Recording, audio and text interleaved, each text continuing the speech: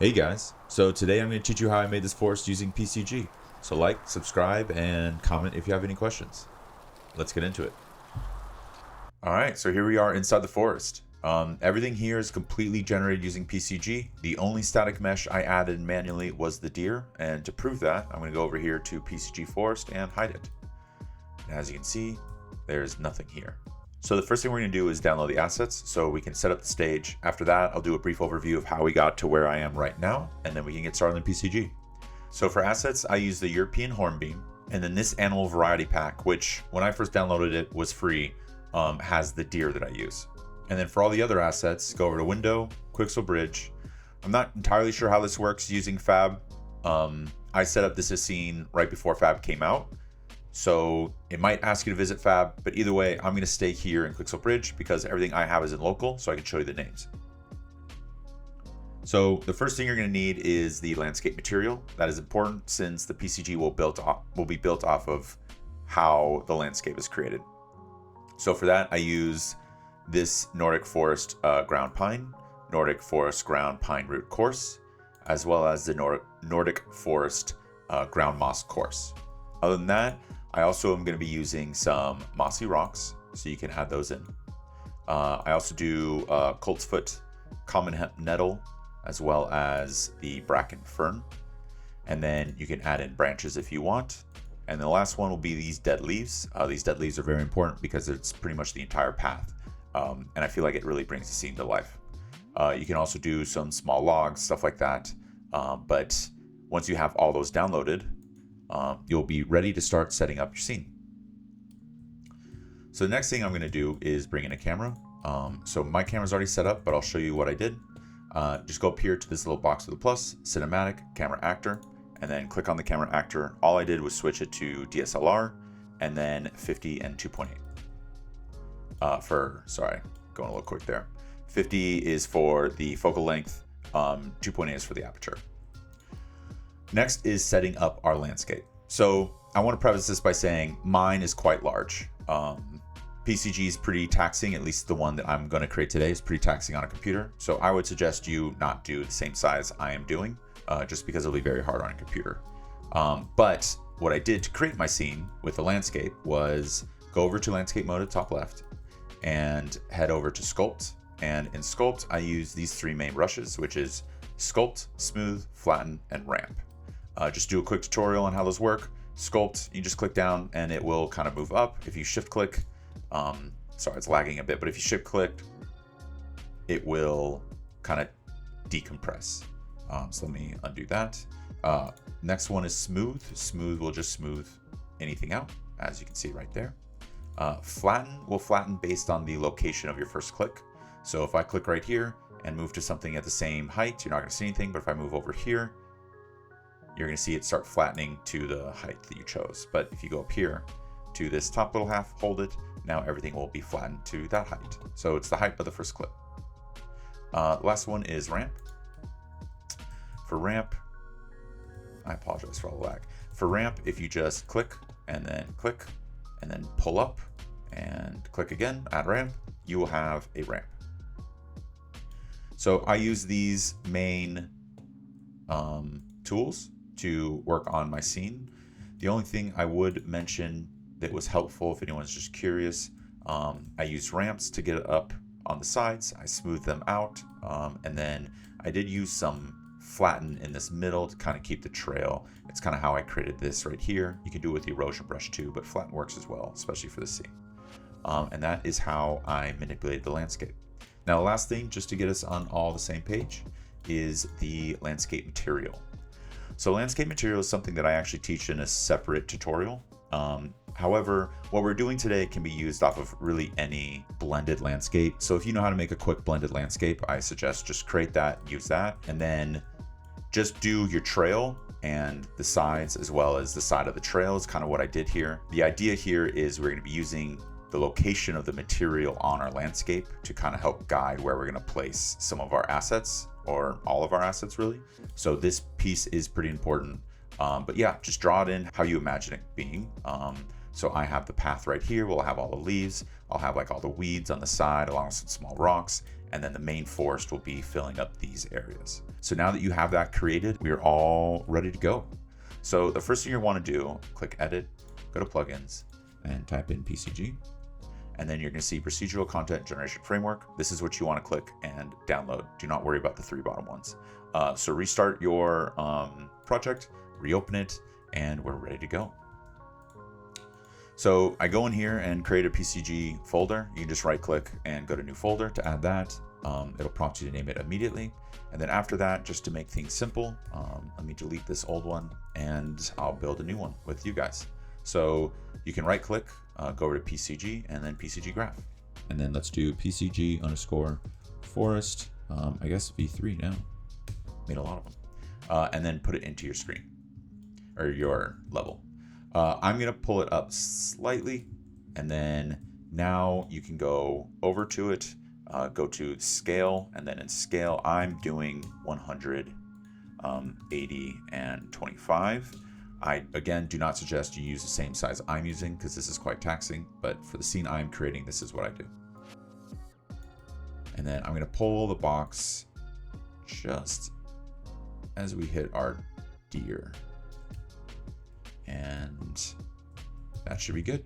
Okay, so now what we're going to do is enter a split screen. So let me open the PCG. I'm going to push this over here, and now we have 2 separate screens. So this will be the PCG nodes, and this is what we're looking at.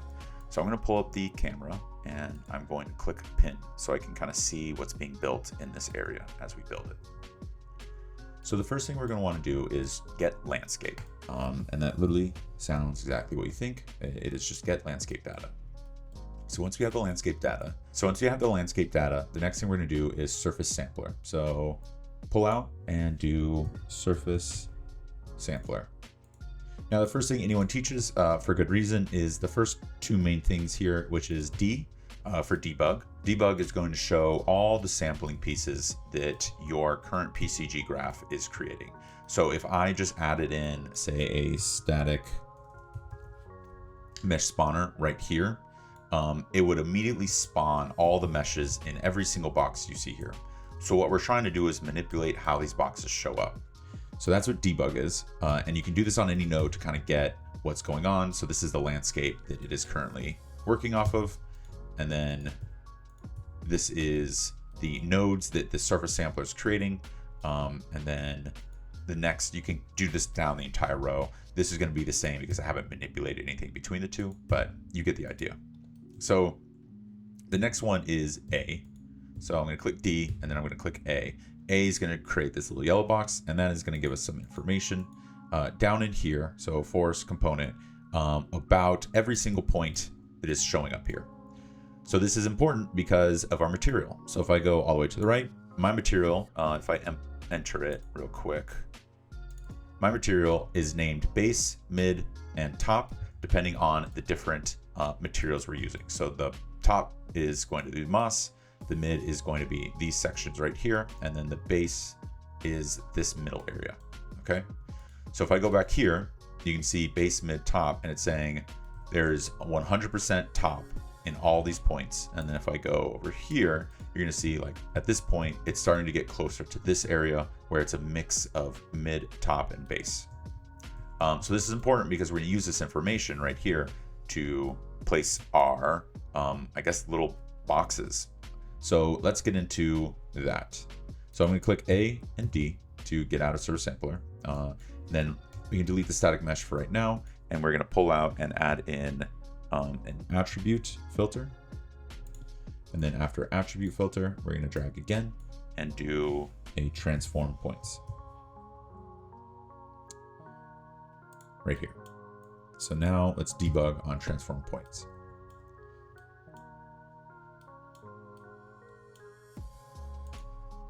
So the first thing you're going to see is, well, nothing. And that is because we have an attribute filter, and the attribute filter is currently filtering for something that doesn't exist, so nothing's going to show up. So for target attribute, what we're going to want to do is, so we know this is the top, this is the mid, this is the base. Let's look for top to start, because what we're going to place right now are trees. So let's do top.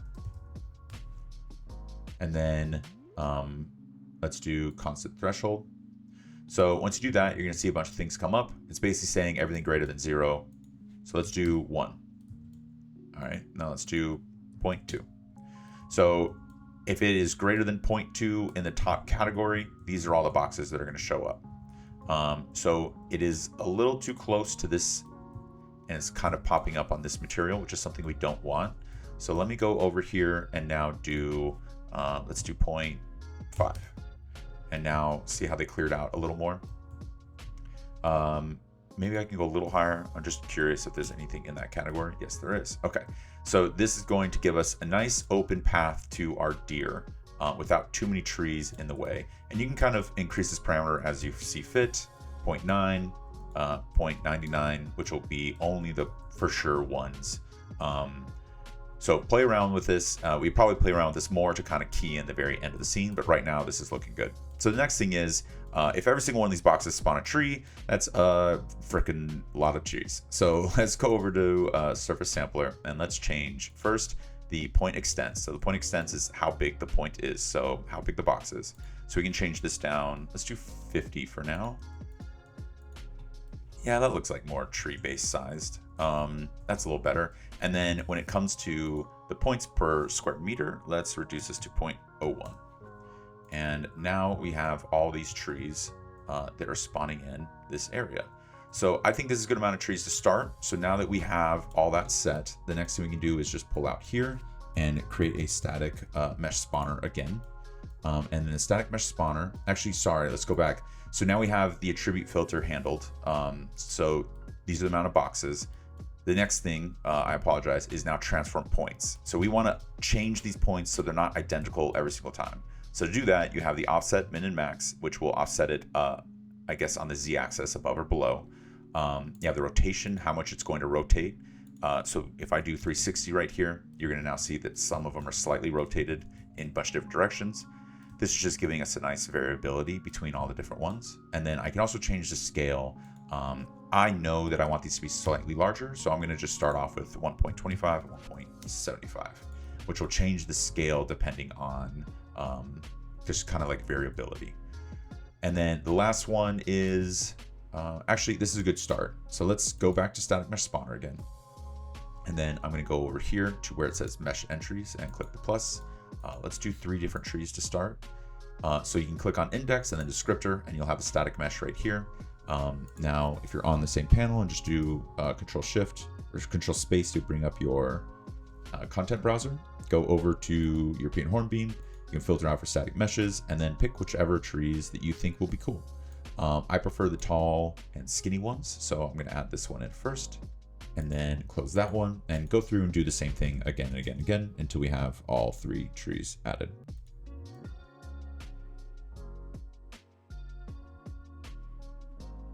Perfect. Okay, so now we have all 3 trees in, and it's looking okay. The first thing I notice is each single tree is kind of sticking sideways out of the ground based on how the landscape is set up, which is not really aesthetically pleasing. So let's fix that. So if you go back to transform points, you have absolute resolution. This is basically going to set the direction of whatever you're setting it to what the world would be set to. So straight up in the world, if I click this, everything else is going to be straight up. Now, if I debug the transform points, we might find another issue. And that is some of these are sticking out of the ground now that they aren't laying flat to the ground. So to fix that is now the offset. So in this case, you can go over to minimum, adjust that first, and then adjust the max after. That way you can kind of key in how it's going to be. So I'm just going to drag this and bring it backwards. And once you let go, you're going to see the PCG will react to however much you changed it. Now it is fully under. Let's kind of find the top end and low end of that. Looks like it's 86. All right, so negative 86, and then maybe the max it can be under is, I don't know, negative 90. Just kind of switch things up a bit. Okay, so now that is fixed as well. So the next thing we're going to do is now kind of keep our little area clean. So if we just go across this, just like we're in material, click C, I can name this, let's do trees. You know, nothing too inventive, straight to the point. All right. So now that we have this already set up, you could just keep creating these nodes again and again. I prefer to just copy and paste since I find it a little easier to just adjust the nodes. But yeah, I'm gonna just copy them and paste them again. And then if you click E on something, it'll disable it. I'm gonna go with the static mesh spawner and click E to disable it, and then bring in our get landscape data. So now that it's disabled, it just won't affect our scene until I re-enable it. So the first thing I'm going to do with this one is rocks. So all I really need to do is change this out and then see how our transform points for the trees are going to affect the way the rocks look. So I think it's easier to just add this in. So let's go over here to remove all entries, this little trash can. And then we do plus, plus, and plus. So we got 3 different ones and start adding in some rocks. So now I'm going to go over to Mega Scans and find our rocks.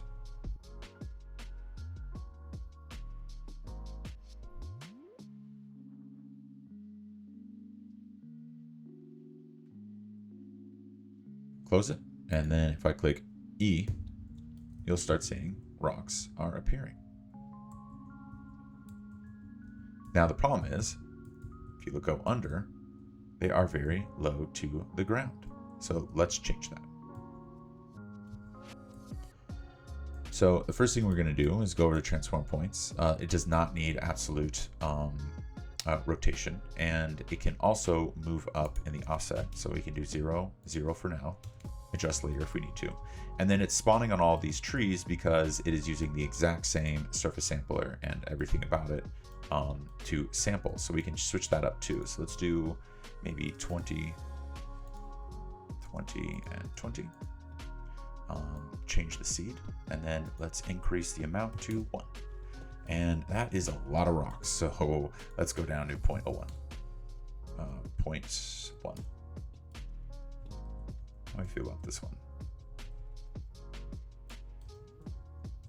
I don't mind this, but I'm not the biggest fan of this one popping in. So maybe let's remove that one. So I'm going to go over here, open this where that last one was entered, and putting a new rock. So now we have a new rock. Feels like it's much more appropriate. But the next thing to this is we have the scale is set to quite high. So maybe I can move this down to 1 and 125. Or actually, let's do 1.5. That way we adjust the way the rocks are set up, so it's a little more believable. The next thing we can actually do is bring the rocks closer into our trail. So to do that, just go back to the distribute filter. This is at 0.99. We can just do 0.5, and now you'll see they're encroaching a little closer. This looks good for now. So now I'm just gonna go over here to the comment and change this to rocks. Now I'm gonna add more to our landscape in the exact same areas of rocks. So let's just copy and paste again. But I'm going to keep these separate of the rocks. You could add this with the rocks, but what I'm going to do later is add foliage on top of the rocks. So by keeping them separate, it allows me to have greater control over the scene. So now we're going to do the same thing, just change this, copy it to C, and let's just do ground debris, and go into here. Let's cancel all these, and let's start adding in some meshes. So the first thing we're going to do is get in some ferns. So again, still in Mega Scans, I'm going to find the bracken. Where are you? Bracken fern. So let's close, add another one.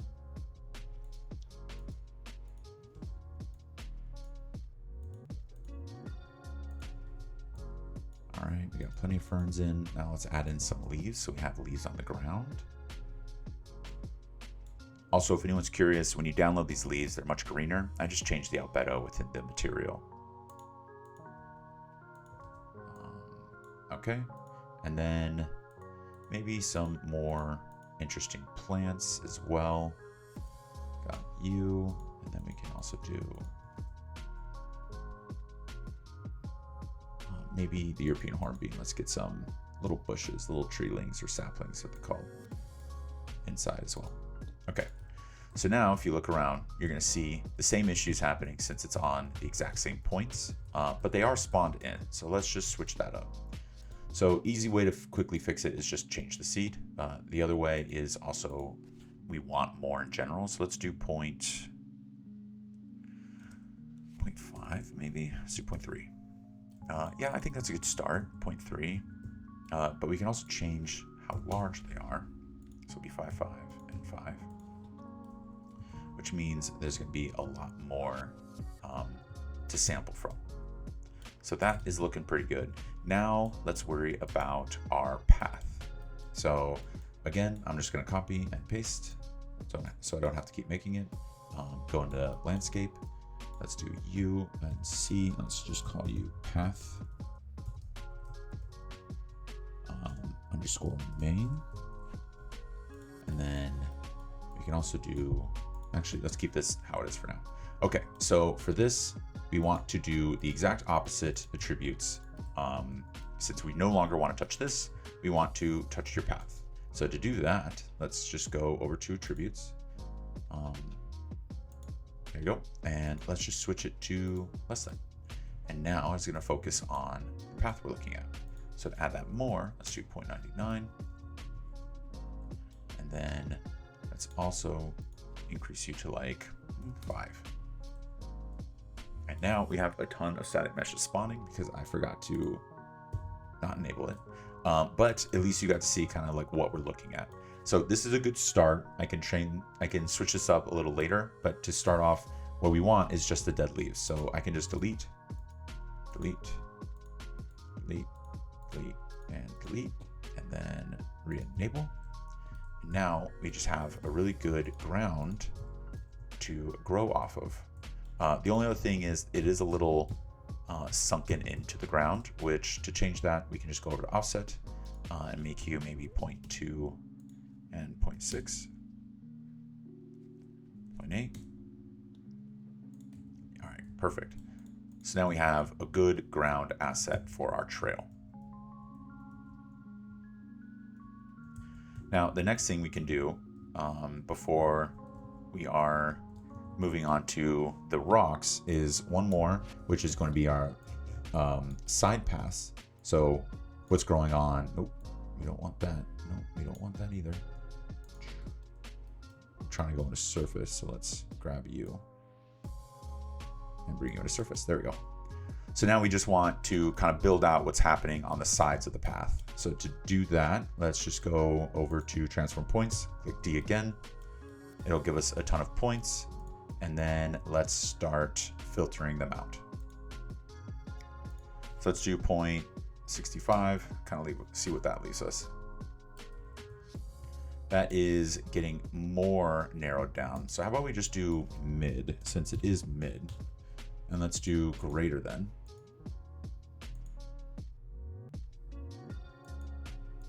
There we go. And let's do anything that's mid and greater than 0.65. And now you're going to see how the little patches, I can actually go so far as enabling everything or disabling everything.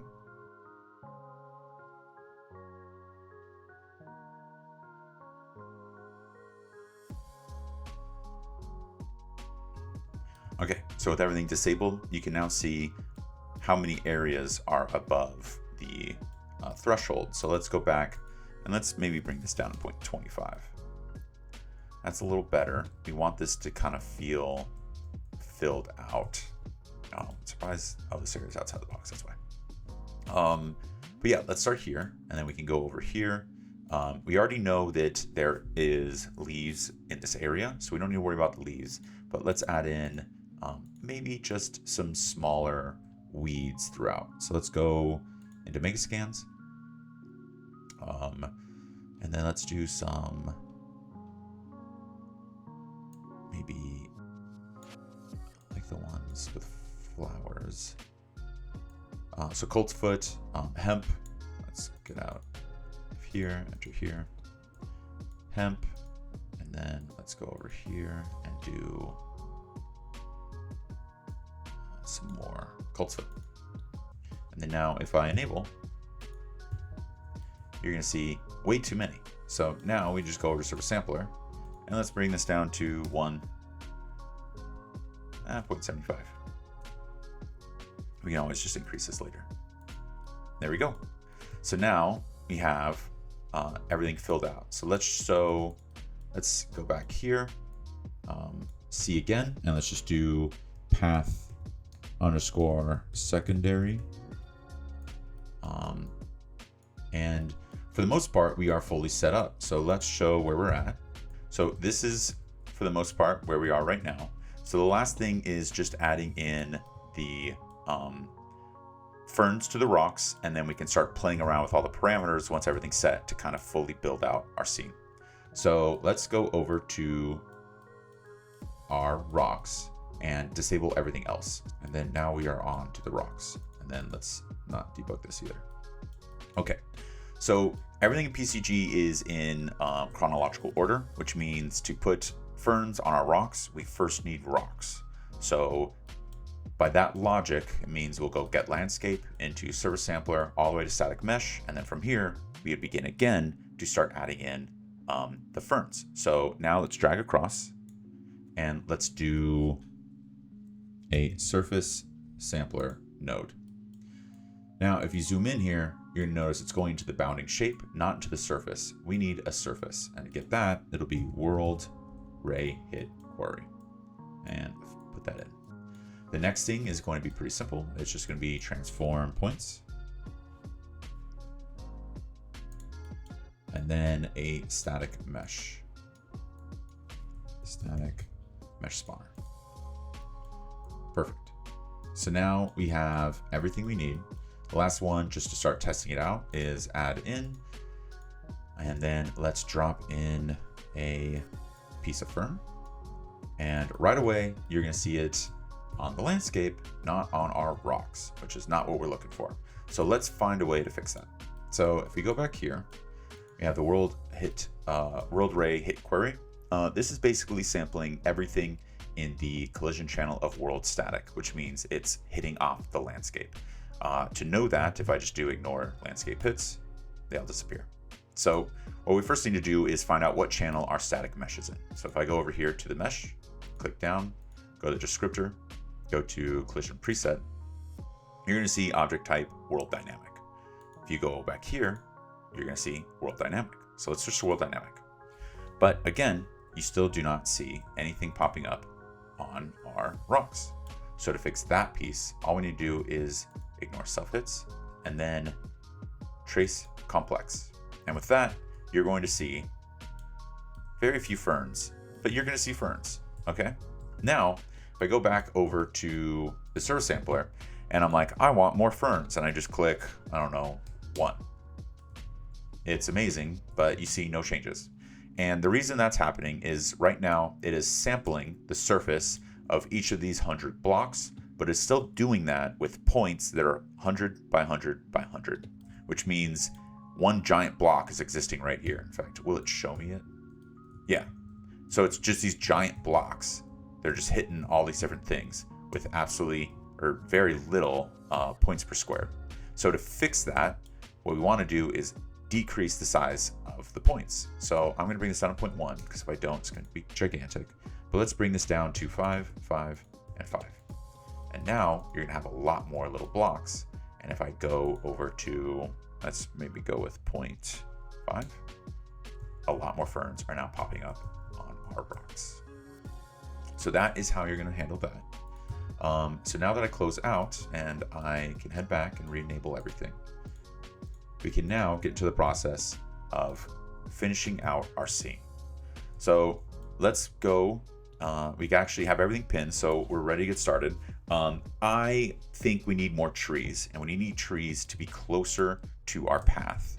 So let's go into fixing that. So now let's head into trees, and within trees, we can go over to the attribute filter, and let's bring this down to 0.75.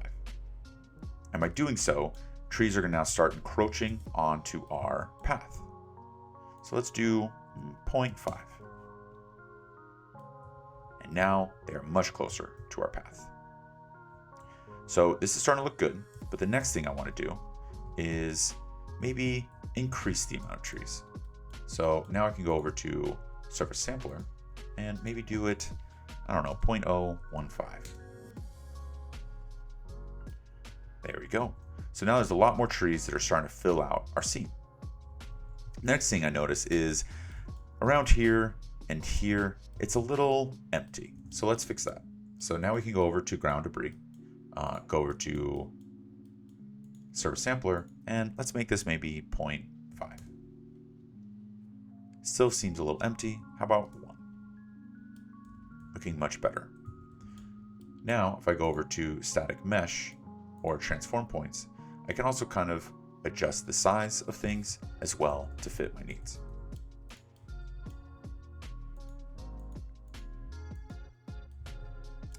So the next is maybe let's add, or maybe let's bring this closer to our scene, the ground debris. So to do that, I'm going to go over to attribute filter again, and maybe I'm going to bring this down to 0.4. Now it's encroaching a little more onto our trail. The other thing we can do is the same thing with the rocks. So we can go over to rocks, attribute, and maybe 0.4 as well. So everything's now filling out and getting closer to our trail. And then maybe we can do something with the secondary path. And the secondary path has a good range to it. Maybe 0 and 0 here actually for the offset. And then let's go to surface sampler and maybe make this, transform points, attribute filter, and then let's make this, I don't know, 0.15. So now the trail is starting to get a little more blurred out. I think that's a little too blurred, so let's do 0.1.